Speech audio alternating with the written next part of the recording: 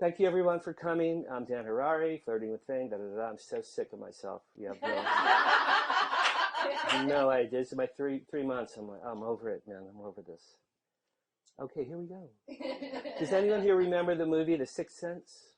Oh, yeah. You probably remember that, right? If you recall, the little boy in the movie had an unusual gift. He saw and met dead people. Well, for the past 50 years, I've had an unusual gift. I see and meet celebrities. I've met celebrities at black tie events, in hospitals, supermarkets, elevators, movie studios, restaurants, car washes, airports, and even inside a few men's rooms. Some of my friends have called me the Zelig or the Forrest Gump of show business. I like to think of myself as Where's Waldo? And if you watch these slides, are they playing? Yes. If you watch the slides closely, some of them you'll say, Where's Waldo? Right now you're on someone's breast. Yep. Really? Is that right? Okay. I've been working in Hollywood for 40 years, most of that time as a publicist, an occupation I never had any interest in whatsoever. Publicist sounds like a dangerous growth that should be removed immediately. That's publicist. Never liked that word. Never liked that word. I came to LA in fall 1980 at the tender age of 24 to become a TV comedy writer. That's why I'm here. And while I did come close to that goal a few times, I never got the lucky break I needed.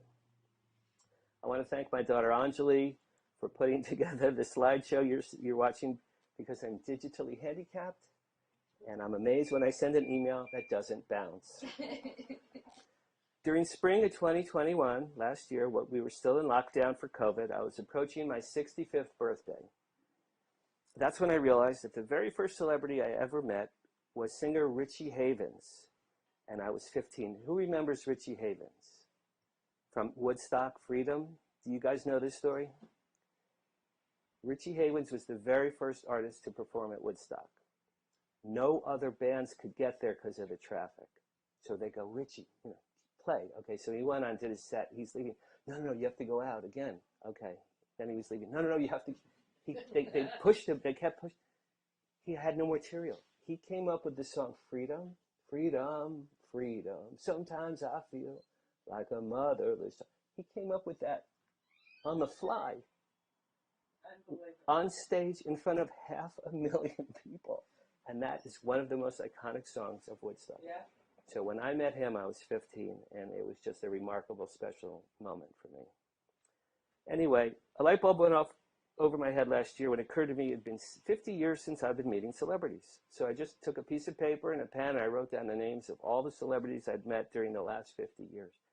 The list was so long, there was only one thing left to do. I had to write a book about my close encounters with all of them.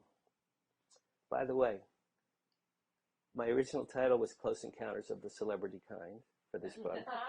And because I thought it was, because I love Spielberg, I love that movie, and I Googled it, and someone else had that.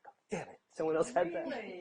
Someone who worked with like Danny Thomas and people from the 40s and 50s, someone beat me to that title, and I'm still pissed about it. Is that the greatest Close Encounters of the Celebrity? It's exactly right. Anyway, Flirting with Fame is Yeah, I like it. That's pretty good too. Okay, so I wrote my book. From 1972 until just a few weeks ago, I've met movie stars, rock stars, pop stars, TV stars, live theater stars, porn stars, a vice president. That's not even funny. I just think it's funny you put porn stars and vice president together. Yeah. All four Ghostbusters, Crosby, Stills, and Nash, Cheech, and Chong, and even two men who walked on the moon. In Flirting with Fame, I recount those stories behind those moments I shared with those famous people both on the East Coast and here in LA.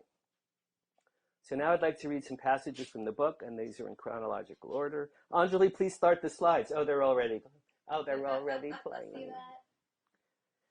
By the way, it took me over 6 months, more like 8 months, to get approvals for those photos.